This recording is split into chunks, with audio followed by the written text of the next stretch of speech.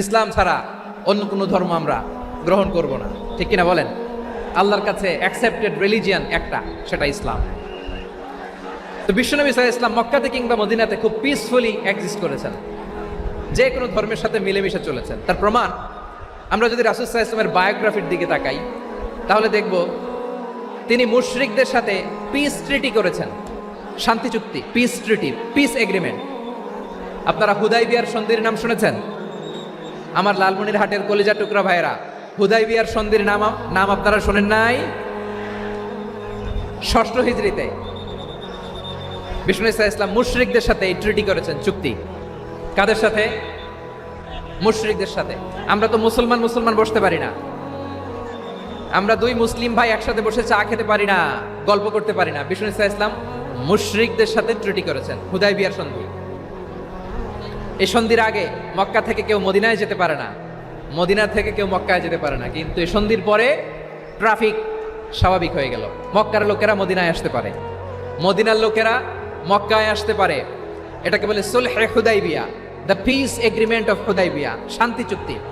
আমরা পৃথিবীতে এখন অনেক শান্তি চুক্তির নাম শুনি, এগুলো সব the piece treaty of Hudaibiya থেকে কপি করা। আল্লাহু আকবার। তাহলে বিশ্বনবী সাল্লাল্লাহু আলাইহি সাল্লাম তিনি যে শান্তিপূর্ণ সহাবস্থানে বিশ্বাসী ছিলেন, মুসলমানেরা যে অন্য ধর্মের প্রতি সহনশীল, তার প্রমাণ হচ্ছে এই পিস ট্রিটি। শুধু তাই নয়, মাইকের সাউন্ডটা একটু বাড়াই দিতে হবে, খুব দুর্বল, একটু মজবুত করতে হবে, আর একটু ক্লিন করতে হবে, আর সবগুলা জায়গায় সাউন্ড যাচ্ছে কিনা একটু ক্রস চেক করতে হবে। হ্যাঁ, পাবেন দিচ্ছে। Mike operator is trying his level best, দিচ্ছে। মাইক অপারেটর যিনি আছেন, প্রতিটি জায়গায় প্রতিটি সাউন্ড বক্সে যেন আওয়াজ পাওয়া যায়, একটু ক্রস চেক করেন, সাউন্ডটাকে একটু স্ট্রং করে দেন। হ্যাঁ, ঠিক আছে, মাশাআল্লাহ। এদিকে তাকান, এদিকে। মক্কার পার্ট গেল, পিস এগ্রিমেন্ট করলেন, শান্তি চুক্তি। বিষ্ণু ইসলাম মদিনায় যে কি করলেন? মদিনায় যে বিষ্ণু ইসলাম মদিনা চার্টার করলেন, মদিনা সনদ, সাহিফাতুল মদিনা, এটার বলে মদিনা চার্টার। যে ওয়েস্টে, ইউরোপে, আমেরিকাতে তারা অনেক চার্টার করে, এই সব চার্টার মদিনা চার্টার থেকে কপি করা। আওয়াজ করে পড়েন সুবহানাল্লাহ। বিষ্ণু ইসলাম মদিনায় গেলেন, মদিনাতে মুসলিম, মুশরিক, ইয়াহুদি, এই তিন ধর্মের লোক মিলে সব স্টেক হোল্ডার যারা আছে সবাইকে নিয়ে বিষ্ণু ইসলাম মদিনা চার্টার করলেন, মদিনা সনদ, পড়েন সুবহানাল্লাহ। শুধু তাই নয়, মক্কাতে বিশ্বনবী পিস এগ্রিমেন্ট করলেন, শান্তি চুক্তি মুশরিকদের সাথে। মদিনাতে যে বিশ্বনবী মদিনা চার্টার করলেন, মদিনা সনদ করলেন ইহুদিদের সাথে। আবার মদিনাতে বিশ্বনবী ইহুদিদের সাথে পিস ডায়ালগ করলেন, ইন্টারফেথ ডায়ালগ করলেন, আন্তধর্মীয় সংলাপ করলেন, যেই সংলাপের মূল ভিত্তি ছিল তাওহীদ। মূল ভিত্তি ছিল কি? তাওহীদ।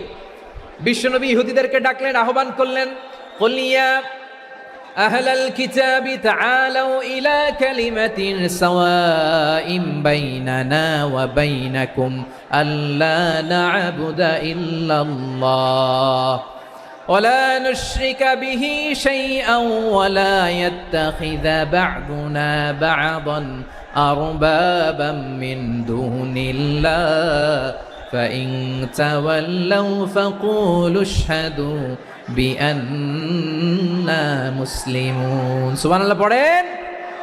বিশ্বনবী মদিনার ইহুদিদের ডেকে বললেন, ও ইহুদিরা, শোনো শোনো, আসো এমন একটা আদর্শের প্রশ্নে আমরা একত্রিত হই, যে আদর্শের প্রচার তোমাদের নবীরাও করেছে, আমিও করি।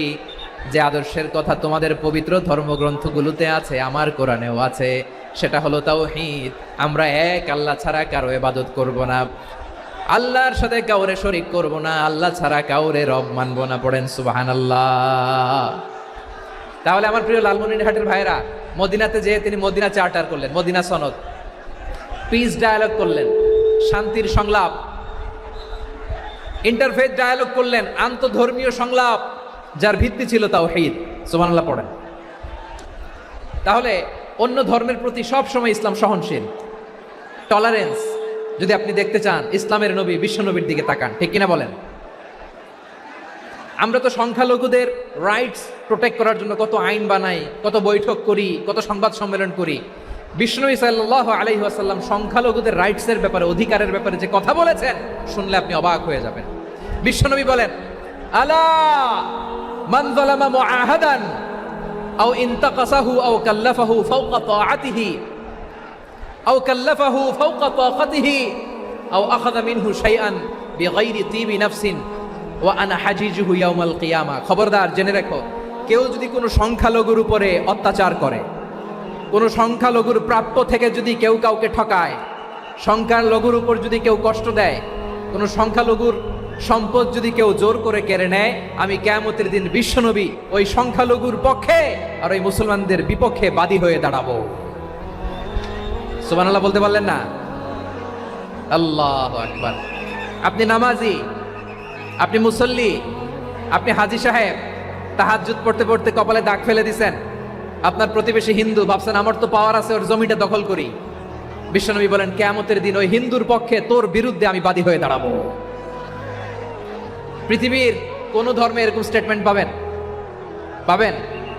আপনি ভাবছেন আপনি নামাজ পড়লে, হাজী সাহেব কপালে দাগ ফেলায় দিলে আপনি সেলসালায় জান্নাতে চলে যাবেন না? খবরদার। বিশ্বনবী বলেন কোন সংখ্যালঘুর উপর যদি কেউ আক্রমণ করে, তার প্রাপ্য তাকে না দিয়ে যদি তাকে ঠকায়, তার উপর জুলুম করে, তার সম্পদ যদি কেড়ে নেয়, আমি নবী, তুমি মুসলিম হইতে পারো, মুসল্লি হইতে পারো, তার পক্ষে তোমার বিপক্ষে আল্লাহর দরবারে বাদী হয়ে দাঁড়াবো। আচ্ছা লালমনিরহাটের ভাইরা, কথা বুঝতে পারলে আওয়াজ করে উত্তর দেন। বিশ্বনবী যদি কারো বিপক্ষে দাঁড়ায় কিয়ামতের দিন, আই রিপিট, আমি আবারও বলছি, বিশ্বনবী যদি কিয়ামতের দিন কারো বিপক্ষে দাঁড়ায়, ও তো সেলসালায়া জান্নাতি, তাই না? জান্নাতি না? যে নবীর সুপারিশ ছাড়া জান্নাতের গেটও দেখা যাবে না, ওই নবী যদি বলে তোর বিপক্ষে আমি বাদী হয়ে দাঁড়াবো, ওই জান্নাতে আর ঢোকার কোনো সুযোগ আমাদের থাকবে? এখানেই শেষ না আমার প্রিয় লালমনিরহাটের ভাইয়েরা, এখানেই শেষ নয়। বিশ্বনবী বলেন মান কাতালা মুআহাদান, বুখারীর বর্ণনা, মান কাতালা মুআহাদান লাম ইয়ারাহ রাইহাতাল জান্নাহ। কেউ যদি, কোনো মুসলিম যদি অন্যায়ভাবে কোনো সংখ্যালঘুকে হত্যা করে, কোনো হিন্দুকে হত্যা করে, কোনো বৌদ্ধরে হত্যা করে, অন্যায়ভাবে কোনো মুসলিম যদি কোনো সংখ্যালঘুরে হত্যা করে, জান্নাতে যাওয়া তো দূরের কথা, ওই মুসলিম জান্নাতের ঘ্রাণও পাবে না। সহিহ বুখারীর বর্ণনা, মান কাতালা মুআহাদান লাম ইয়ারাহ রাইহাতাল জান্নাহ ওয়া ইন্না রিহাহা লা ইউজাদু মিন মাসিরাতি 40 আমা। যে জান্নাতের ঘ্রাণ 40 বছর দূরের রাস্তা থেকেই পাওয়া যায়। সুবহানাল্লাহ পড়েন। প্রিয় ভাইরা, এখান থেকে জান্নাতে পৌঁছতে লাগবে 40 বছর। এত দূর, কত বছর?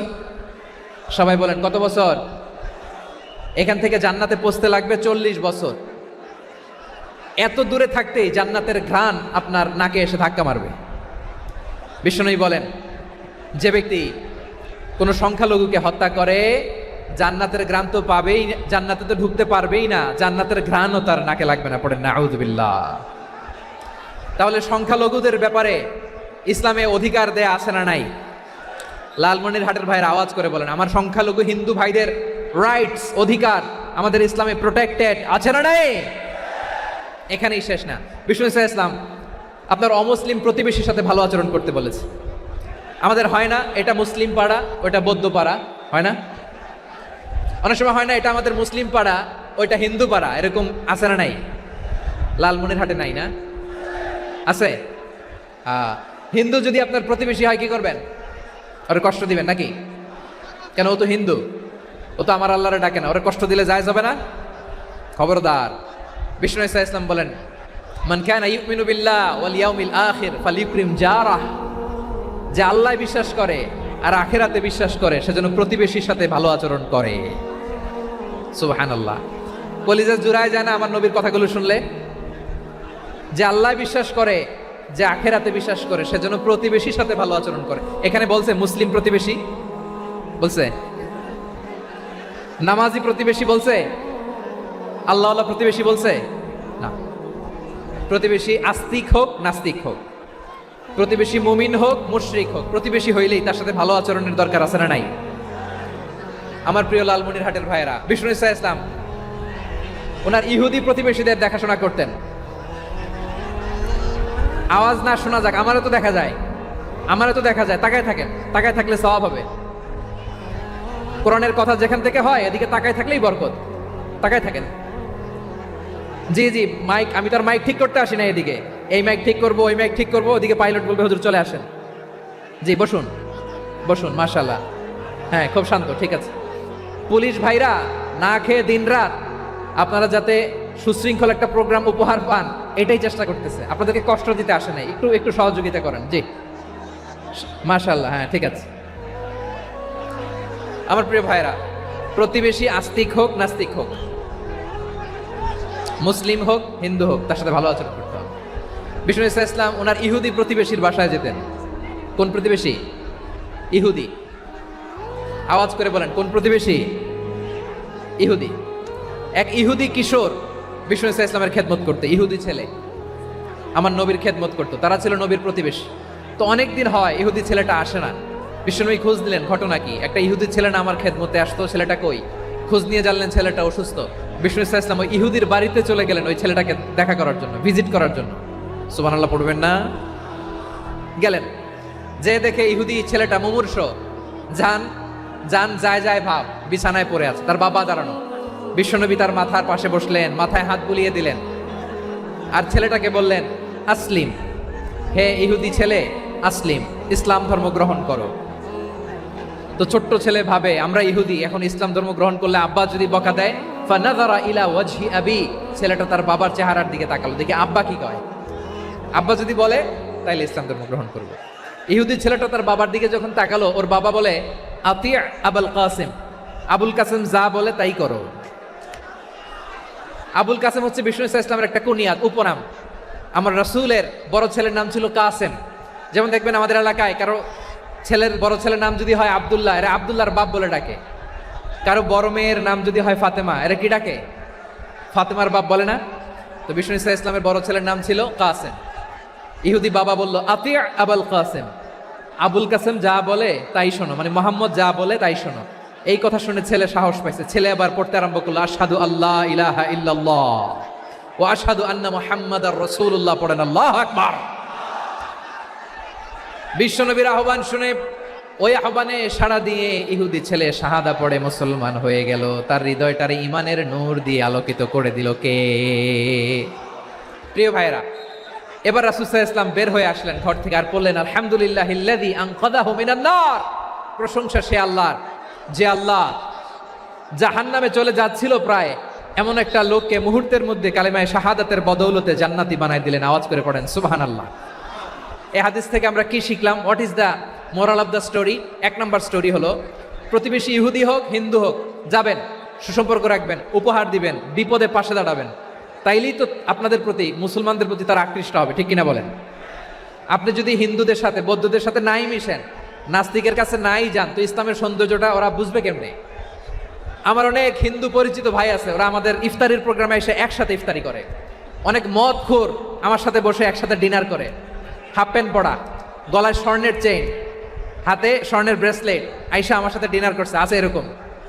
গাঁজাখোর, আমি বলি আসো, welcome welcome to my dinner, আসো বসো, বসলেই তো আমি ওর ডিএনএ, চিন্তার ডিএনএ চেঞ্জ করে দেওয়ার সুযোগ পাবো, চিল্লায় বলো ঠিক কিনা? আসতে হবে আমার কাছে। Hour door is open, the door of Islam is open 24/7। সব সময় আমাদের ইসলামের দরজা আমার অমুসলিম ভাইদের জন্য খোলা আছে, না নাই? এই হাদিস থেকে দুইটা শিক্ষা। এক নম্বর শিক্ষা, প্রতিবেশী মুসলিম হোক অমুসলিম হোক, যান, অসুস্থ হইলে একটু আপেল নিয়ে যান, আঙ্গুর নিয়ে যান, কমলা নিয়ে যান, তাদের সাথে ভালো আচরণ করেন। ইসলামের বিউটি দেখে, সৌন্দর্য দেখে অবাক হবে, নসিব ভালো হলে কোনোদিন কালিমা পড়ে মুসলমান হয়ে যাবে, ঠিক কিনা বলেন? তাহলে অমুসলিমের সাথে ভালো সম্পর্ক। বিশ্বনবী ইহুদির বাড়িতে গেলেন, ইহুদির বাড়ি, আর আমার মুসলমান ভাই আমার কাফের বলে, এরকম আছে না নাই? মুসলিমরা দেখতে পারে না, সহ্য করতে পারে। বিশ্বনবী সাল্লাল্লাহু আলাইহি ওয়াসাল্লাম ইহুদির বাড়িতে গেলেন, এটা একটা শিক্ষা। আরেকটা শিক্ষা হলো, ভাইরা ধাক্কা মেরে এসে সামনে এসে কি লাভ? প্রোগ্রাম তো শেষ হচ্ছে, এখনই শেষ হচ্ছে। তো এই যে আমাদের বকশি ভাই ওয়াদা নিল, হাত তোলালো, মিম বলে এত কথা বললো, তো আমি জেলায় জেলায় যে খালি হাত নাড়াই তোমাদের জন্য নাকি? হ্যাঁ, হাত নাড়াই শুধু।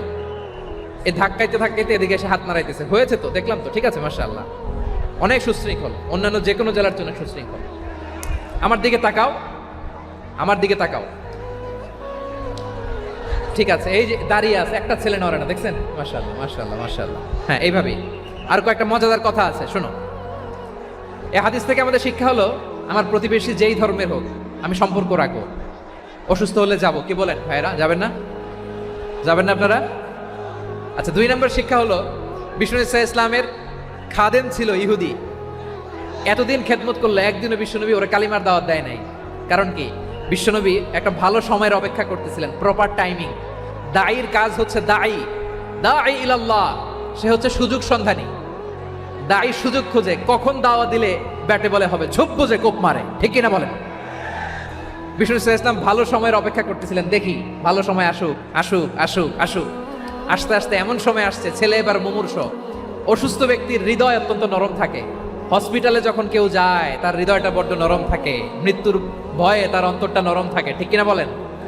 এই প্রপার টাইমিং এর অপেক্ষা করতেছিলেন। যখনই টাইমিং পেয়েছেন, দাওয়াত দিলেন, পড়ো লা ইলাহা ইল্লাল্লাহ, সুবহানাল্লাহ পড়েন সবাই। তাহলে ইসলাম অমুসলিম প্রতিবেশীর সাথে ভালো আচরণ করতে বলে। ইসলাম অমুসলিম মাতা পিতার সাথেও ভালো আচরণ করতে বলে। মাতা পিতা যদি অমুসলিম হয়, তারা ফেলে দিতে পারবেন? পারবেন? আমার লালমনিরহাটের ভাইরা, অনেক হিন্দু ছেলে আমাদের হাতে শাহাদা পড়ে মুসলিম হয়, কিন্তু ওর মা মুসলমান হয় নাই, বাবাও হয় নাই। এরকম আছে না নাই? তো ও হয়েছে মুসলিম, মা বাপ হিন্দু, এখন মা বাপ কি বাদ? হ্যাঁ, মা বাপ বাদ দেয়া যাবে? যেই মা আপনার 9 মাস 8 মাস পেটে ধারণ করলো, আপনার মায়ের নার ছেঁড়া ধন, আপনি ওই মারে বাদ দিতে পারবেন? যে মায়ের বুকের তাজা দুধ খেয়ে আপনি আজকে বাড়ন্ত তাজা তরতাজা, ওই মারে বাদ দেওয়া যাবে?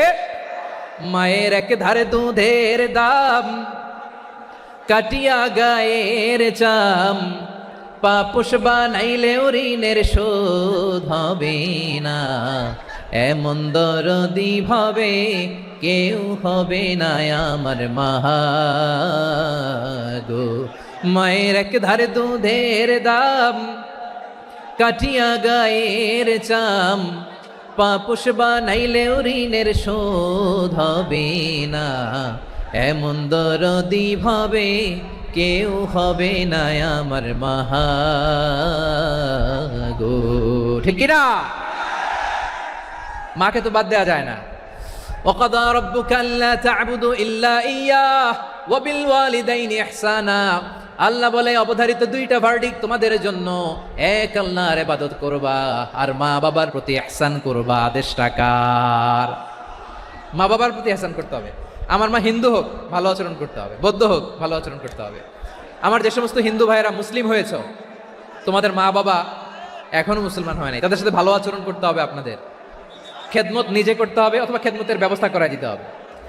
মান্থলি যে খরচ লাগে এটা দিতে হবে। আরে তুমি এখন মুসলিম, তোমার মা বাবা হিন্দু, এখনই তো সুযোগ ইসলামের সৌন্দর্য দেখানোর। এখন মা বাবা যদি দেখে, আরে এটা হিন্দু থাকতে তো বদমাইশ ছিল, বেয়াদব ছিল, কি এমন ধর্ম সে গ্রহণ করলো যেটা গ্রহণের সাথে সাথে সে পাল্টে গেল? কি এমন ধর্ম সে গ্রহণ করেছে যেটা তার জীবনকে আলোকিত করে দিয়েছে? নসিব ভালো হইলে তারাও কালিমা পড়ে মুসলমান হয়ে যাবে।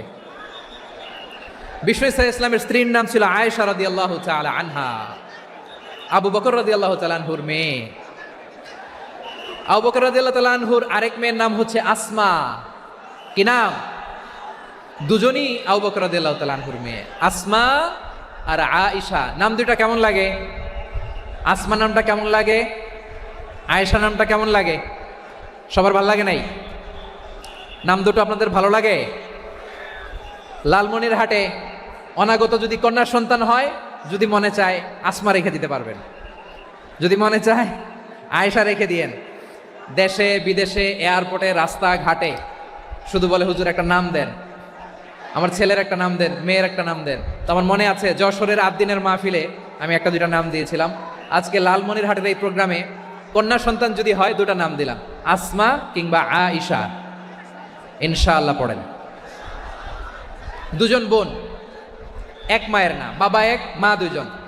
আয়েশা রাদিয়াল্লাহু তাআলা আনহার মায়ের নাম উম্মে রুমান, আর আসমা রাদিয়াল্লাহু তাআলা আনহার মায়ের নাম কুতাইলা বিনতে আব্দুল উজ্জা। আবু বকর রাদিয়াল্লাহু তাআলা আনহু 4টা বিয়ে করেছিলেন। তো একই ঘটনা ঘটেছে এই ফ্যামিলিতে। আসমা ইসলাম ধর্ম গ্রহণ করে মুসলিমা, কিন্তু তার মা কুতাইলা মুশরিকা।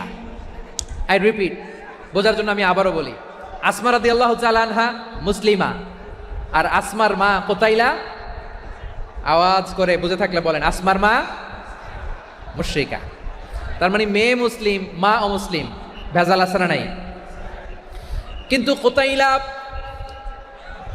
আর ধৈর্য ধারণ করতে পারে না।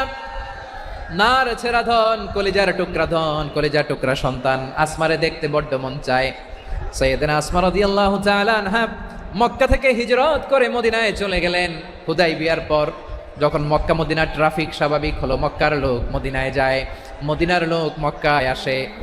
কুচাইলা কলিজার টুকরা সন্তান আসমারে দেখার জন্য কিছু উপহার নিয়ে বিশাল মরুপথ পাড়ি দিয়ে মক্কা থেকে মদিনায় যায়। সুবহানাল্লাহ বলেন। এখন মা আসছে মেয়ের সাথে দেখা করতে, মেয়ে তো আর দেখা দেয় না। মেয়ে ভাবছে আমার মা তো মুশরিকা, অপবিত্রা, তার সাথে কি দেখা দেয়া যাবে? বিশ্বনবীর দরবারে চলে গেলেন। সুবহানাল্লাহ বলেন। কি সৌভাগ্যবান ছিল তারা, মাসলা জানার দরকার হলেই নবীর দরবারে চলে যেত। ঘরে বউয়ের সাথে ঝগড়া হলে নবীর দরবারে চলে যেত। অনেক সাহাবী বলে আমার পেটে ক্ষুধা লাগলো আমি নবীর কাছে চলে যেতাম, কারণ নবীর চেহারার দিকে তাকালেই আমার পেটের ক্ষুধা মিটে যেত। সাইয়েদনা আসমা রাদিয়াল্লাহু তাআলা আনহা বিশ্বনবীর কাছে চলে গেলেন, যে বললেন ইয়া রাসূলুল্লাহ ইয়া হাবিবাল্লাহ ইন্না উম্মি কাদিমাতুন ইলাইয়া ওয়া হিয়া রাগিবা।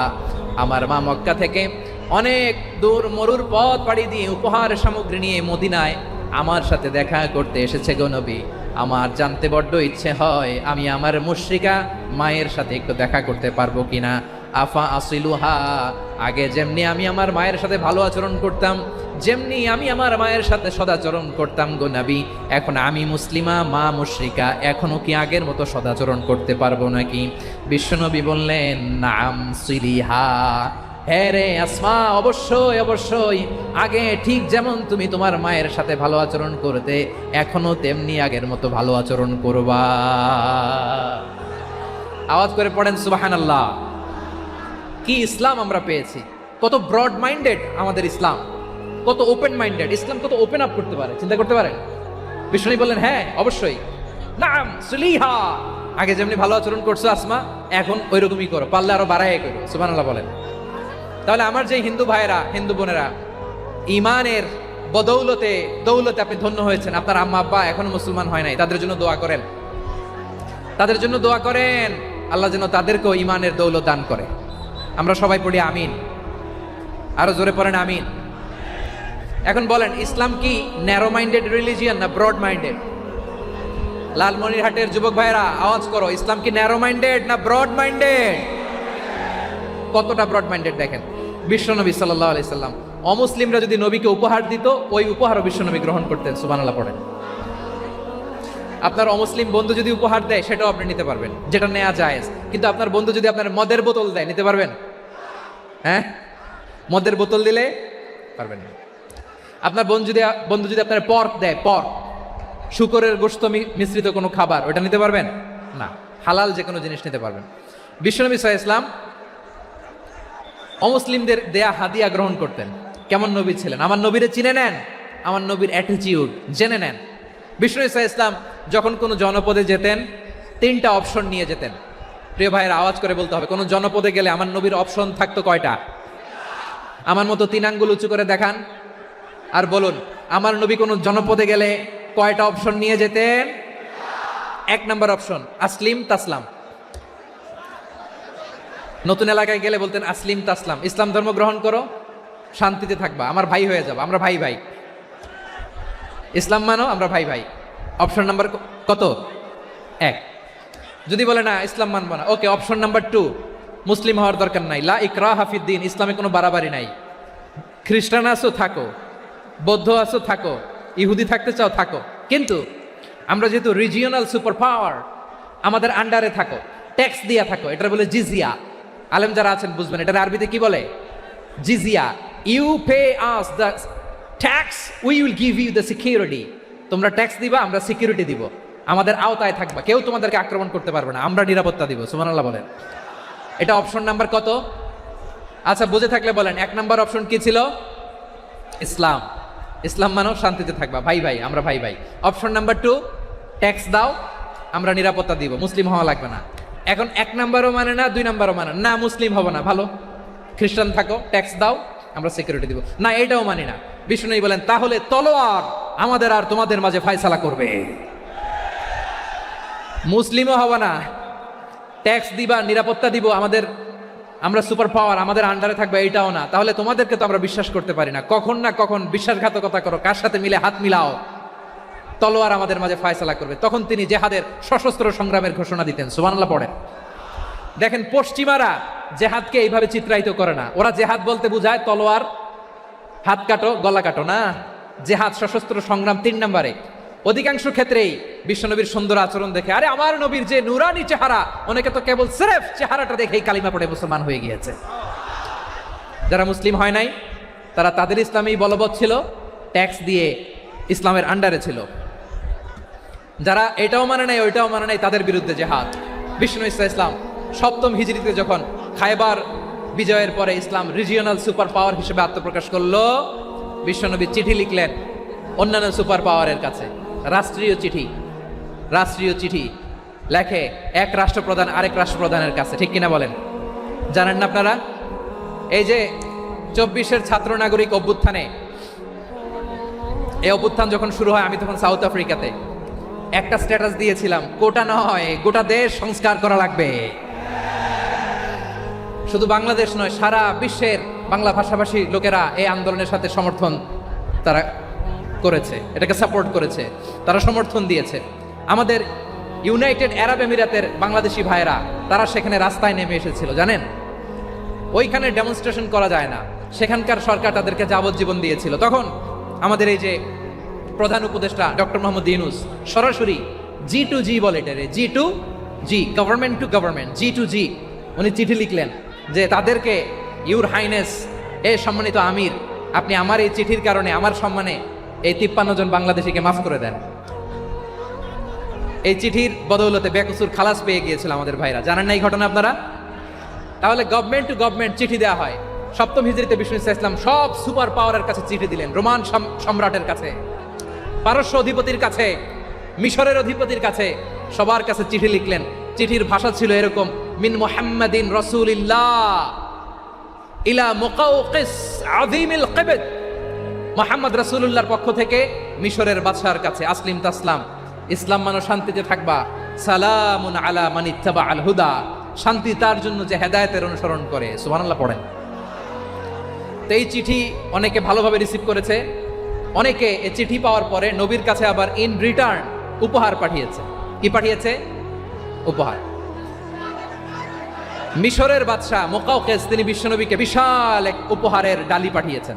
মিশরের বাদশাহ মুকাওকিস ছিলেন ধর্মে খ্রিস্টান। লালমনিরহাটের ভাইরা আওয়াজ করে বলেন, মিশরের বাদশাহ ধর্মে কি ছিল? খ্রিস্টান। কি উপহার দিয়েছিল আমার নবীকে? শুনতে মনে চায়? আওয়াজ নাই লালমনিরহাটের গলায়,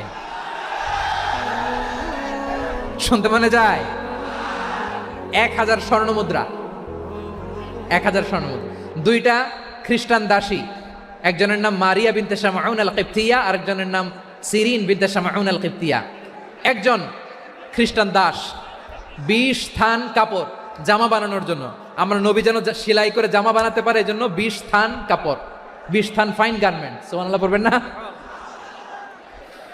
এরপরে একটা গাধা যেটার নাম ছিল উফাইর, আর একটা খচ্চর, এটার নাম ছিল দুলদুল। খচ্চর চিনেন? গাধা আর ঘোড়ার ক্রসিং এ যে প্রাণীটা দুনিয়াতে আসে ওটার খচ্চর বলে।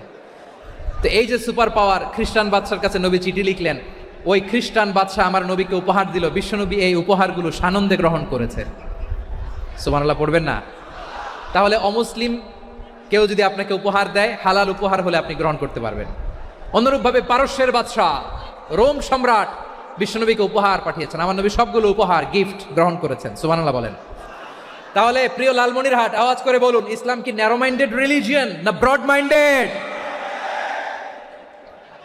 আম্মাজান আয়েশার কাছে মাসালা জানতে চায় মেয়েরা, হে আম্মাজান, অগ্নি উপাসকেরা তাদের ঈদের দিন নওরোজের সময় আমাদেরকে পাখি দেয়, নেওয়া যাবে? উনি বললেন, ওরা জবাই করে দিলে নেওয়া যাবে না, কিন্তু ওরা যদি ফলমূল এরকম খাবার দেয় এগুলো নেওয়া যাবে। তার মানে অমুসলিমদের দেয়া উপহার এটা গ্রহণ করা যায়। সুবহানাল্লাহ বলেন। শুধু তাই নয়, বিষ্ণু ঈসা ইসলাম অমুসলিমদের সাথে আর্থিক লেনদেনও করেছেন, ফিনান্সিয়াল ডিলিং করেছেন। অমুসলিমদের সাথে প্রয়োজনে আপনি ফিনান্সিয়াল ডিলিং করতে পারবেন। আমরা প্রায় দেখি বাজারের মিষ্টির দোকানগুলো আমার হিন্দু ভাইদের। লালমনিরহাটে মিষ্টির দোকান, দইয়ের দোকান কারা চালায়? হিন্দুরা চালায় না? তারপরে যে বারবার শপ, বারবার সব চুল কাটে যে নাপিত, অধিকাংশ নাপিতের দোকানে কারা?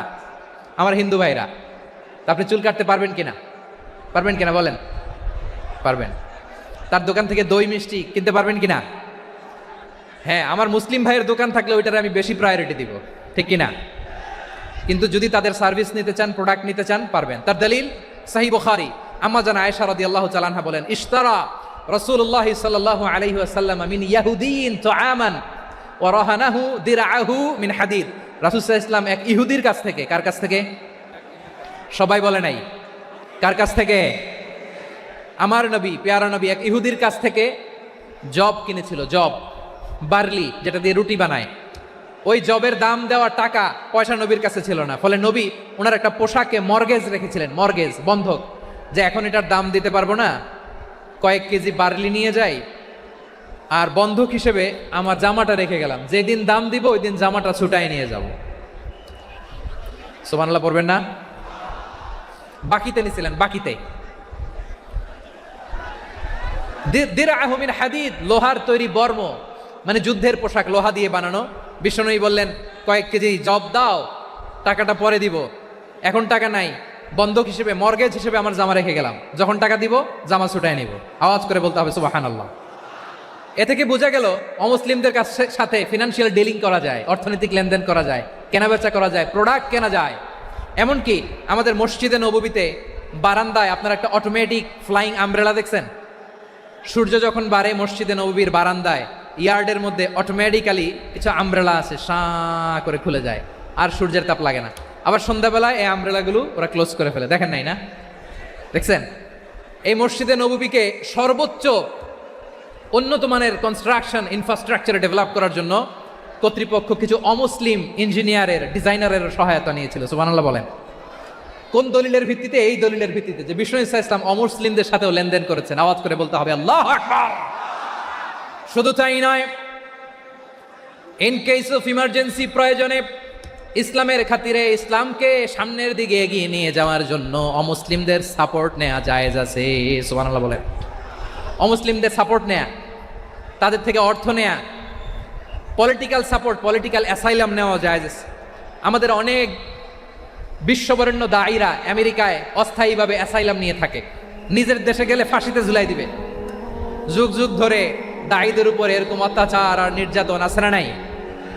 মিশরের অনেক দায়ীরা পাশ্চাত্যে যেয়ে থাকে, এই যে তারা পলিটিক্যাল অ্যাসাইলাম নিয়ে থাকে, রাজনৈতিক আশ্রয়, এটা জায়েজ আছে না?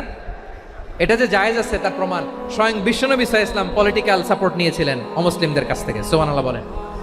খুব মজাদার একটা ঘটনা, শুনবেন? আপনাদের আগ্রহ দেখে তো মনে হয় না শোনার ইচ্ছা আছে। আছে? আছে? গলায় জোর আছে? লিল্লাহি তাকবীর, লিল্লাহি তাকবীর, নারে তাকবীর। মাশাআল্লাহ।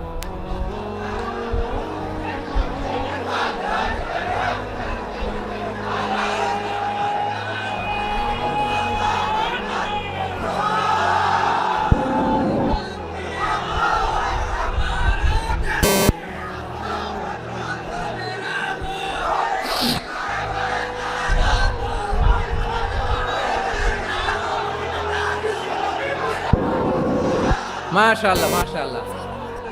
থামুন, থামুন আমার ভাইরা। বিশ্বনবীর বয়স তখন প্রায় 51 বছর। কত বছর? বিশ্বনবীর সবচেয়ে কাছের মানুষ খাদিজা রাদিয়াল্লাহু তাআলা আনহা ইন্তেকাল করেছেন। বিশ্বনবী বড্ড কষ্ট পেলেন, হৃদয়টা ভেঙে খান খান। যিনি ঘরের ভেতরে বিশ্বনবীকে সান্ত্বনা দিতেন, ভালোবাসা দিতেন, বাইরে গেলে কুরাইশরা বকাঝকা করে, অত্যাচার করে, কিন্তু আম্মাজান খাদিজা রাদিয়াল্লাহু তাআলা আনহা ঘরটারে এমন শান্তির নীর বানায় রেখেছেন, এই ঘরের ভিতরে ঢুকলে বিশ্বনবীর কলিজাটা ঠান্ডা হয়ে যেত।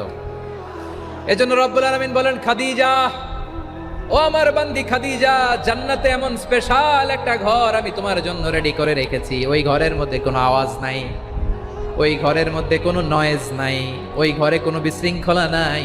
কারণ মক্কার জমিনে আমার নবী কুরাইশদের বিশৃঙ্খলা, নয়েজ আর ঝামেলাগুলোকে উপেক্ষা করে যখন তোমার ঘরের ভিতরে ঢুকতো, ঘরটারে তুমি শান্তির নীর, ঠান্ডা, নীরব, নিস্তব্ধ, নিঝুম আর শান্তির নীর বানিয়ে রেখেছো। এজন্য জান্নাতে স্পেশাল একটা শান্তির নীর আমি তোমারে উপহার দেব। ওই প্রিয়তমা স্ত্রী খাদিজা ইন্তেকাল করলেন, বিশ্বনবীর হৃদয় ভেঙে খান খান। আবার ওনার চাচা আবু তালেব ইন্তেকাল করলেন, যিনি পলিটিক্যাল শেল্টার দিতেন নবীকে। কে দিতেন? আবু তালেবের ভয়ে, বিশ্বনবীর এই চাচার ভয়ে কোনো মুশরিক নবীর গায়ে হাত দেওয়ার সাহস পায় নাই। এখন স্ত্রীও নাই, চাচাও নাই, নবীকে আশ্রয় দেওয়ার কেউ নাই, নবীর চারদিকে অন্ধকার। নবী এখন কই যাবেন? আমার পেয়ারা নবী নতুন স্টেশন খুঁজতেছেন, নতুন দাওয়াতি প্ল্যাটফর্ম খুঁজতেছেন। তিনি যায়েদ বিন হারেসা রাদিয়াল্লাহু তাআলা আনহুকে নিয়ে মক্কার পাশের একটা নেইবরিং সিটি তায়েফে চলে গেলেন। কোথায় চলে গেলেন? লালমনিরহাটের ভাইয়ের আওয়াজ করে বলেন, কোথায় গেলেন? তায়েফে চলে গেলেন দিনের দাওয়াত দেওয়ার জন্য। কি দেওয়ার জন্য? নাকি জমি কিনতে গেছিলেন? জমি কিনতে, দুনিয়ার যশ খ্যাতির জন্য, নিজের কোনো লাভের জন্য? তায়েফবাসীদেরকে জাহান্নামের আগুন থেকে বাঁচানোর জন্য। আওয়াজ করে বলতে হবে, ঠিক কি না? বিশ্বনবী বিশাল মরুপথ, পাহাড়ি পথ পাড়ি দিয়ে তায়েফের মরুজমিনে গেলেন কোরআনের দাওয়াত নিয়ে, ইমানের দাওয়াত নিয়ে। কিন্তু তায়েফের লোকেরা বিশ্বনবীর দাওয়াতকে শুধু প্রত্যাখ্যান করেই থামে নাই, তারা বিশ্বনবীর সাথে অত্যন্ত খারাপ আচরণ করেছে। বিশ্বনবীকে শারীরিকভাবে হেনস্থা করেছে, আমার নবীকে শারীরিকভাবে অত্যাচার করেছে, আমার পেয়ারা নবীর গায়ে পাথর মেরেছে, বিশ্বনবীর গা বেয়ে ঝরঝর করে রক্ত ঝরেছে, নবী জামিনের মধ্যে লুটিয়ে পড়েছেন, আবার মেরেছে, আবার নবী হাঁটতে শুরু করলেন, পেছন থেকে আবার মেরেছে, আবার নবী রক্তাক্ত হয়ে জামিনের মধ্যে লুটিয়ে পড়লেন, আবার মেরেছে। বিশ্বনবীর মতো এত সুস্ত্রী মানব, বিশ্বনবীর মতো এত শুভ্র মানব, বিশ্বনবীর মতো এমন চমৎকার দেহাবয়ব দিয়ে রব্বুল আলামিন কাউকে বানান নাই। এরকম চমৎকার মানুষটাকে তারা তায়েফের ওই জমিনে রক্তাক্ত করেছে। বিশ্বনবী দুনিয়ার কোনো স্বার্থের জন্য সেখানে যান নাই, নিজের কোনো লাভের জন্য, প্রাপ্তির জন্য যান নাই, তায়েফবাসীদের জাহান্নামের আগুন থেকে বাঁচাতে গিয়েছেন। ঠিক কিনা বলেন? খেয়ে না খেয়ে দিন প্রচারের কাজে নিজেকে দিয়েছ বিলিয়ে, তায়েফের কাফিরেরা চিনল না সে আলো, দুষ্ট ছেলেদের পিছু দিল লেলিয়ে, পাথরের আঘাতে ক্ষত বিক্ষত হয়ে সারা শরীর থেকে রক্ত ঝরে। হে রাসূল তোমাকে ভুলি আমি কেমন করে, হে রাসূল তোমাকে ভুলি আমি কেমন করে। পারেন না আপনারা? ধরুন আমার সাথে। হাজার ব্যথা বেদনার পরে ফিরে আসনি তুমি আপন ঘরে, দিনের আলো তুমি ছড়িয়ে দিতে চলে গেলে মদিনায় মক্কা ছেড়ে। হে রাসূল তোমাকে ভুলি আমি কেমন করে, হে রাসূল তোমাকে ভুলি আমি কেমন করে।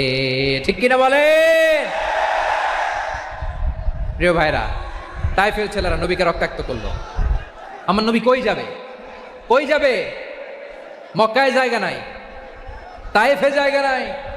তায়েফ থেকে ভারাক্রান্ত মন নিয়ে আমার নবী মক্কায় ফিরে আসলেন। বিশ্বনবী মক্কায় ঢুকতে পারেন না। মক্কার মরুভূমির দিকে তাকিয়ে, উপত্যকার দিকে তাকিয়ে বিশ্বনবী ধা ধা করে কাঁদেন, ঝরঝর করে নবীর চেহারা মোবারক থেকে চোখের পানিগুলো বেয়ে বেয়ে পড়ে। আমার জন্মস্থান, আমার শৈশব, কৈশোর, যৌবন কেটেছে এই মক্কায়, আমার এলাকায় আমি ঢুকতে পারি না। বিশ্বনবী মক্কার অনতি দূরে দাঁড়িয়ে জায়েদকে পাঠালেন, জায়েদ যাও দেখো কেউ আমাকে সাপোর্ট করার মতো আছে কিনা, যাও অমুকের কাছে যাও।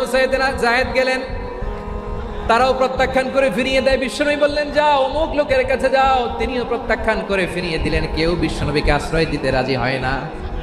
নিজ জন্মভূমিতে বিতাড়িত বিশ্বনবী সর্বশেষ বিশ্বনবী বললেন যাও মুতঈম ইবনে আদির ঘরে যাও। মুতঈম ইবনে আদি মুশরিক, তার কাছে যাও। গেলেন, মুতঈম ইবনে আদি রাজি হয়ে গেল। সুবহানাল্লাহ বলে। দেখেন অনেক বিপদের সময়ও আমি নিজে সাক্ষী, সামাজিকভাবে, রাজনৈতিকভাবে কত ঝঞ্ঝা, কত ষড়যন্ত্র, কত কনস্পাইরেসি পাড়ি দিয়ে আমাদেরকে সামনে এগিয়ে যেতে হয়। এই শত্রুদের ভেতরেও একজনকে দাঁড় করিয়ে দেয় যে আল্লাহর কোরআনের জন্য রেডি হয়ে যায়। করেন সুবহানাল্লাহ। মুতঈম ইবনে আদি, আল্লাহ তার মনকে নরম করে দিলেন। মুতঈম বলে মুহাম্মদ আমি তোমাকে আশ্রয় দিব। তার দুই ছেলেকে পাঠালেন, যাও খোলা তলোয়ার নিয়ে, স্কট দিয়ে, গার্ড অফ অনার দিয়ে মোহাম্মদকে মক্কায় ঢুকাও আর বলো আমি আমান দেব। আমান কি দিব? আমান মানে সিকিউরিটি, নিরাপত্তা। সিকিউরিটি ছাড়া, আমান দেওয়া ছাড়া কেউ থাকতে পারতো না মক্কায়। দুই ছেলে বিষ্ণু ইসা ইসলামকে নিয়ে আসলো। নবী কাবার চারদিকে তাওয়াফ করলেন, নামাজ পড়লেন। আবু জাহেল, উতবা, সাইবা, ওয়ালিদ ইবনে মুগিরা সবাই দেখে, কেউ কিছু করতে পারে না। কারণ মুতঈম ইবনে আদি ঘোষণা দিয়েছেন, আমি মুহাম্মদকে আমান দিয়েছি, মুহাম্মদের গায়ে যেন কেউ স্পর্শ না করে। আওয়াজ করে পড়েন সুবহানাল্লাহ। নবীর এই বিপদকালে মুহূর্তে মুতঈমের হৃদয়টারে নরম করে দিল কে? আচ্ছা, লালমনিরহাটের ভাইরা বলেন, এই মুতঈম কি মুসলিম ছিল না মুশরিক? সবাই বলতে হবে মুসলিম না মুশরিক? তাহলে মুশরিকের কাছ থেকে নবী পলিটিক্যাল অ্যাসাইলাম, আধুনিক রাষ্ট্রবিজ্ঞানের ভাষায় পলিটিক্যাল অ্যাসাইলাম, যেটাকে বলে রাজনৈতিক আশ্রয়, ওনার আমান বা নিরাপত্তার এই ঘোষণায় তিনি মক্কায় ঢুকলেন। যতদিন নিরাপত্তা ছিল ছিলেন। মুতঈম যখন মারা গেল, বিষ্ণু ইসলাম হিজরত করে মদিনায় চলে গেলেন। সুবহানাল্লাহ। কিন্তু মুতঈম যে বিশ্বনবীর উপকার করছে এটা বিশ্বনবী ভুলে নাই। আমাদের অনেকে আছে উপকার করার পরে আর খেয়াল থাকে না, খাওয়ার পরে গলা দিয়ে নামলে আর খেয়াল থাকে না। এরকম আছে না নাই? আমার নবী ভুলে নাই। বদরের প্রান্তরে 70 জন কাফেরকে যখন বন্দী করে বিশ্বনবীর সামনে হাঁটু গেড়ে দাঁড় করানো হলো, বসানো হলো, 70 জন কাফের। কয়জন? বিশ্বনবী তাদের দিকে তাকিয়ে বললেন, সহিহ বুখারীর বর্ণনা, লাউ কানাল মুতঈম ইবনে আদি হাইয়ান সুম্মা কাল্লামানি হাউলা ইন্নাতনা লা তারাকতুহুম লাহু। বদরের প্রান্তরে 70 জন বন্দী কাফিরের দিকে তাকিয়ে আমার নবী বললেন, আজকে মুতঈম ইবনে আদি যদি বেঁচে থাকতো আর তোমাদের 70 জনের ব্যাপারে যদি মুতঈম এক বাক্যে একটা সুপারিশ করতো, তার সম্মানে আজকে তোদের সবাই আমি মাফ করে দিতাম। সুবহানাল্লাহ। নাই ওই যে চিল্লাচিল্লি যে কথা বোঝে নাই, কোন জিনিস মিস করছে ওরা নিজেরাও বোঝে নাই। বিশ্বনবী মুতঈমের এই সাহায্যের কথা বলে নাই। 70 জন মুশরিক হাঁটু গেড়ে বসা, নবী চাইলে এখনই এক্সিকিউশন অর্ডার দিতে পারে। তিনি বললেন, আজকে যদি মুতঈম বেঁচে থাকতো আর মুতঈম যদি তোদের জন্য সুপারিশ করতে, এই আবর্জনাগুলোর ব্যাপারে সুপারিশ করতে, আমি মুহূর্তেই তোদেরকে এমনি মাফ করে দিতাম। এবার বলেন, ইসলাম কি ন্যারো মাইন্ডেড না ব্রড মাইন্ডেড? শুধু তাই নয়, যাকে যে সম্মান দেয়ার আমার নবী দিতেন, হোক আস্তিক হোক নাস্তিক, হোক মুসলিম হোক অমুসলিম। বিষ্ণু ইসা ইসলাম যখন রোমান সম্রাটের কাছে চিঠি লিখেছেন, আমার প্রিয় লালমনিরহাটের ভাইরা, অল্প কয়েক মিনিট কয়েকটা জরুরি কথা বলবো। এদিকে তাকান, এদিকে তাকান। রোমান সম্রাটের কাছে বিশ্বনবী যখন চিঠি লিখলেন মিন মুহাম্মদ রাসূলিল্লাহ ইলা হিরাকলা আযীমির রোম। মুহাম্মদের পক্ষ থেকে হিরাক্লিয়াসের কাছে, যিনি হচ্ছেন আযীমির রোম। এটা নবী নিজ থেকে বানায় লিখছেন, অতিরিক্ত সম্মান দিয়ে। কোন রাষ্ট্রপ্রধান যখন আসে তাদেরকে আমরা কি বলি জানেন? তার নামের শেষে HE এটা লিখতে হয়। H.E. মানে হিজ এক্সেলেন্সি। কি লেখে? হিজ এক্সেলেন্টি, অথবা ইউর হাইনেস, ইউর ম্যাজেস্টি। দেখেন, বিশ্বনবী সাল্লাল্লাহু আলাইহি ওয়াসাল্লাম সব নবীদেরও নবী। তিনি একজন মুশরিক খ্রিস্টান সম্রাট রোমান সম্রাটের কাছে চিঠি লিখতে যায়, লিখতেছে ইলা হিরাকলা আযীমির রোম।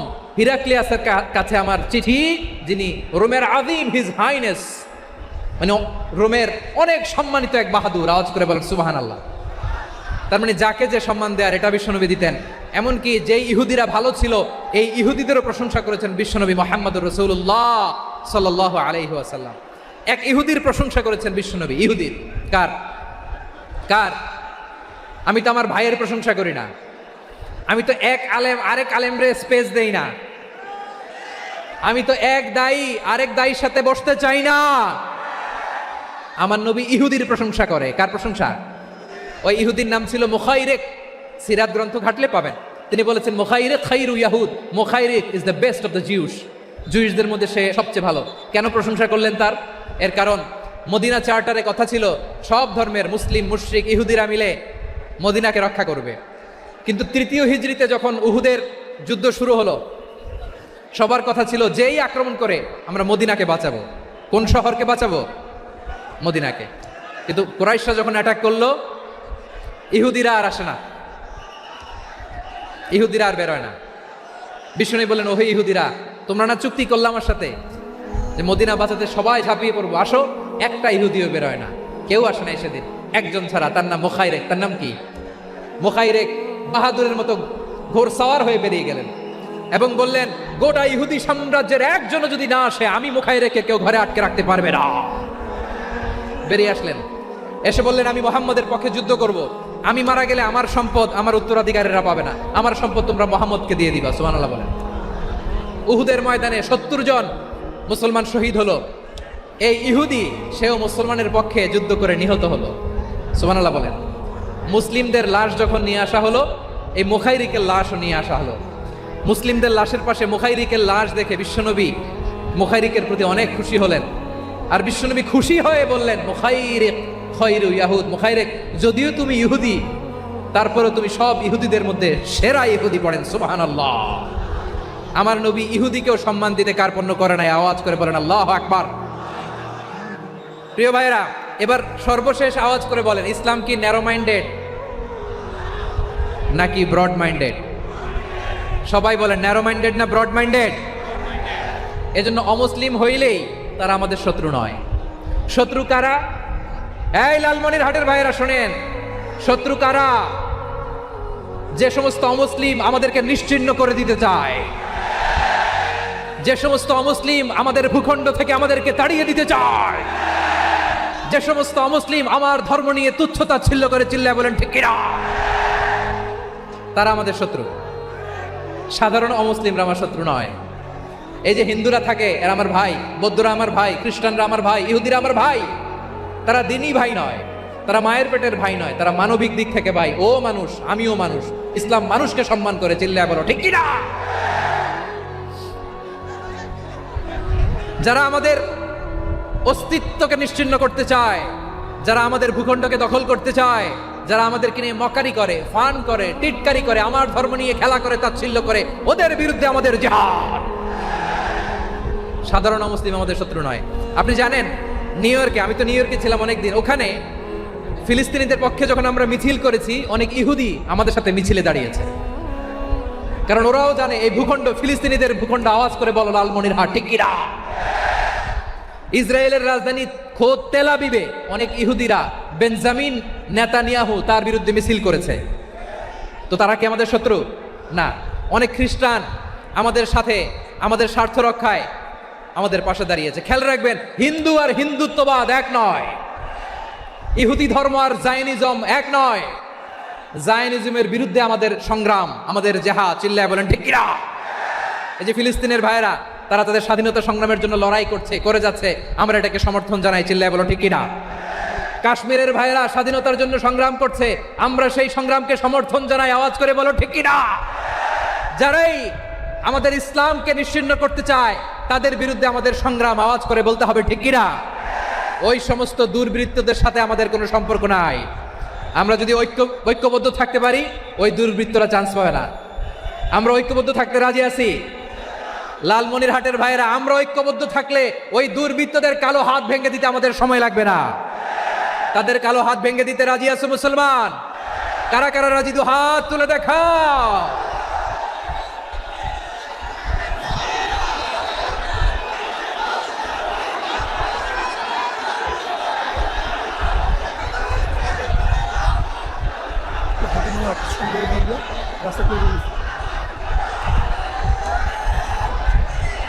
আমার প্রাণ প্রিয় লালমনিরহাটের ভাইয়েরা, শত্রু কাফের আর অশত্রু কাফেরের মধ্যে পার্থক্য আছে না নাই?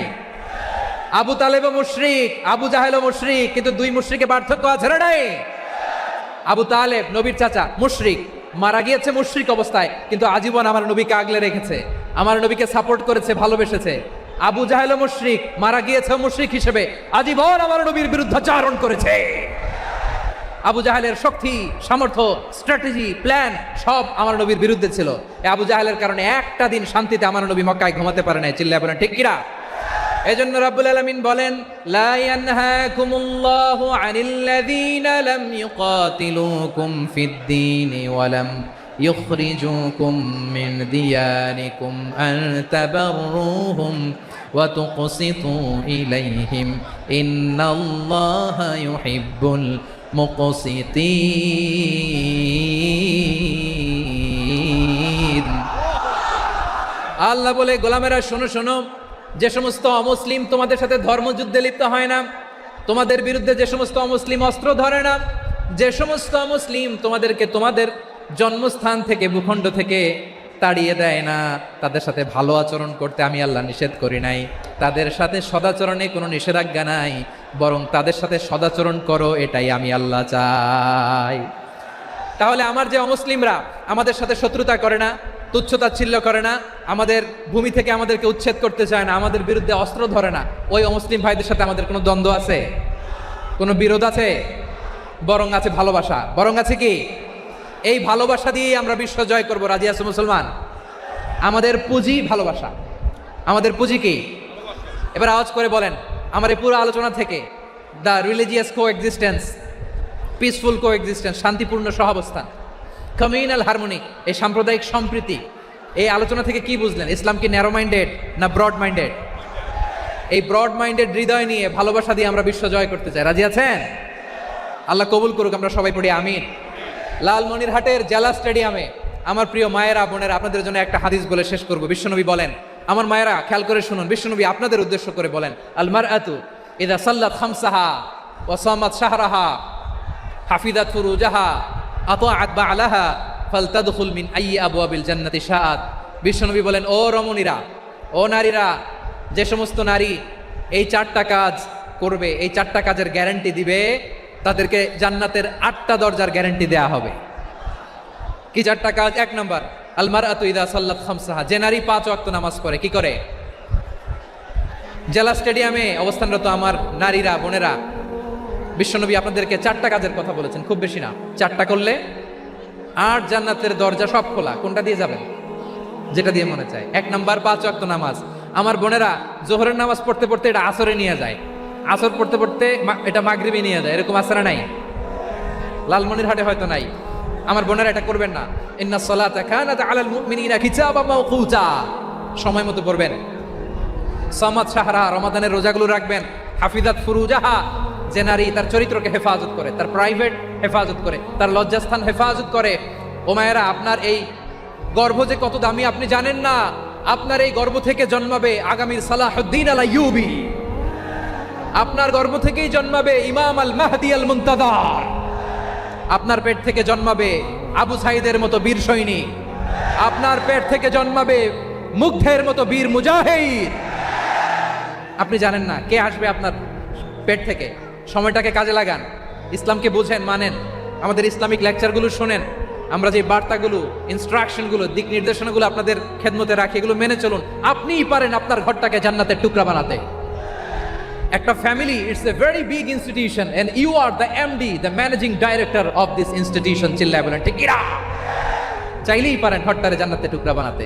5 ওয়াক্ত সালাত, রমাদানের রোজা, নিজের চরিত্রের হেফাজত, ও আতাআত বা'লাহা, স্বামীর আনুগত্য। এটাতে অনেকে ভুল করে থাকে। হায় রে আমার বোনেরা, স্বামীর আনুগত্যকে এটা নিজের অপমান মনে করবেন না। আপনার স্বামী আপনার সবচেয়ে বড় গার্ডিয়ান, তিনি আপনার সবচেয়ে ভালো চায়। নারী কখনো গার্ডিয়ানশিপের বাইরে থাকতে পারে না। হয় আপনি বাবার গার্ডিয়ানশিপের ভেতরে, বাপ না থাকলে ভাই আপনার গার্ডিয়ান, ভাই না থাকলে চাচা গার্ডিয়ান, বিয়ের পরে আপনার স্বামী আপনার গার্ডিয়ান। শরিয়া সম্মত স্বামীর আদেশগুলো আপনি মেনে চলবেন, কিন্তু শরিয়া বিরুদ্ধ কোনো আদেশ মানতে আপনি বাধ্য নয়। আওয়াজ করে বলুন সবাই ঠিক কিনা? এই 4টা কাজ যদি কোনো নারী করে, বিশ্বনবী বলেন জান্নাতের 8টা দরজা খোলা। তোমার যেটা দিয়ে মনে চায় সেটা দিয়ে জান্নাতে তুমি এন্ট্রি নিতে পারবা। আমরা এখানে লালমনিরহাটের সোহরাওয়ার্দী ময়দানে আজকে যেমন একত্রিত হতে পারলাম, আল্লাহর জান্নাতেও যেন একত্রিত হতে পারে। আল্লাহ তুমি তৌফিক দান করো। আল্লাহ আমার এই কলিজার টুকরা যুবক ভাইদেরকে তুমি ওমরে ফারুকের মতো কবুল করো। জেলা স্টেডিয়ামে অবস্থানরত আমার মা বোনদেরকে তুমি ফাতেমার মতো, খাদিজার মতো কবুল করো।